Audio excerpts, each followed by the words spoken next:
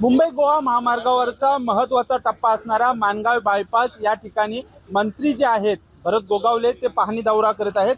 गेल्या अनेक वर्षापासून हा बायपासचं काम जे आहे ते रखडले होतं, मात्र आता हे काम जे आहे ते अंतिम टप्प्यात आहे आणि गणपतीपूर्व हा महामार्ग जो आहे बायपास तो चालू करण्याचा प्रयत्न जो आहे तो या ठेकेदाराकडून आणि अधिकाऱ्यांकडून सुरू आहे। आपल्यासोबत आता मंत्री भरत गोगावले आहेत, ज्यांनी हा संपूर्ण या महामार्गाची पाहणी केली। नेमकं पाहणी करतेवेळी काय निदर्शनात आले? आज आपण जिथे उभे आहोत तो हा ब्रिज म्हणजे रेल्वे क्रॉसिंग आहे आणि नदीवरचा तिथे 50,000 क्युबिक मीटरचा भराव त्यांना पाहिजे चांगल्या मुरुमाचा। त्याचा त्यांना सापडत नव्हता, परंतु आमच्या अनिल नवगण्यांना सांगून तो आम्ही उपलब्ध करून देण्याचा प्रयत्न करतोय। आमचे अधिकारी आहेत, आमचे ठेकेदार आहेत, आमचे कार्यकर्ते आहेत, पदाधिकारी आहेत। आम्ही आज पाहणी करतोय आणि जे आमच्या अधिकाऱ्यांनी सांगितलं आहे की जर हा भराव आणि हा गर्ड ठेवण्याचं काम झालं तर गणपतीपूर्वी एक लाईन आम्ही सुरू करण्याच्या प्रयत्नात आहोत।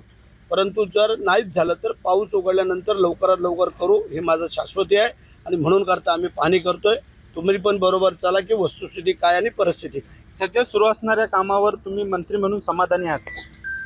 बघा, आता अडथळे तर आणखी अनेक आहेत, परंतु त्याच्यावरती मात करत तर जाणं आपलं कर्तव्य आणि ते आम्ही करतोय।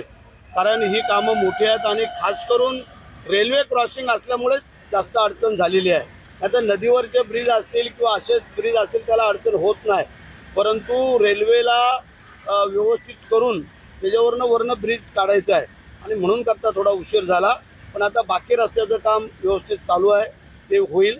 पण जे ब्रिजचं काम झालं तर तुम्हाला मागे सांगितल्याप्रमाणे आम्ही एक लाईन गणपतीपूर्वी चालू करण्याचा प्रयत्न करू। आपण पाहिलं तर हा महामार्ग चालू आहे, कामामध्ये अनेक अडथळे येत आहेत, मात्र गणपतीपूर्वी हा जी बायपासची एक लाईन आहे ती वाहतुकीसाठी खुला करू असे आश्वासन जे आहे ते मंत्री भरत गोगावले यांनी दिले आहे। अजेश नाडकर, जय महाराष्ट्र न्यूज, रायगड।